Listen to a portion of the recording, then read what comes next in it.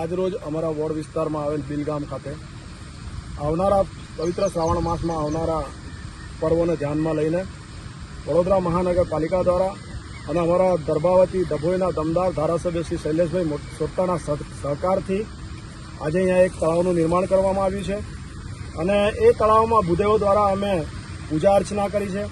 5 પવિત્ર નદીઓના જળ એ તળાવમાં આજે અમે અર્પણ કર્યા છે અને ભૂદેવો દ્વારા ખૂબ સુંદર મજાની એક પૂજા અહીંયા કરવામાં આવી છે। અને આપના માધ્યમ દ્વારા હું એવું કહું છું કે બિલ, કલાલી, કલસટ આજુબાજુના ગામના રહીશોને અમારી અપીલ છે કે આ ખૂબ સુંદર તળાવ છે, એમાં જ આપ મા દશામાનું અને ગણપતિ બાપાનું વિસર્જન કરો। બધી જ પ્રકારની સુવિધા અહીંયા વડોદરા મહાનગરપાલિકા દ્વારા કરવામાં આવી છે।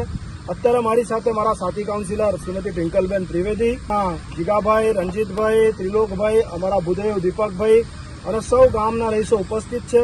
આપ જોઈ શકો છો કે ખૂબ જ સુંદર મજાનું તળાવ અહીંયા નિર્માણ કરવામાં આવ્યું છે। તો આપ સૌને પવિત્ર શ્રાવણ માસમાં આ તહેવારોમાં મા દશામાં અને ગણપતિ બાપાનું વિસર્જન કરવા અમે સૌ આપને આમંત્રણ આપીએ છીએ।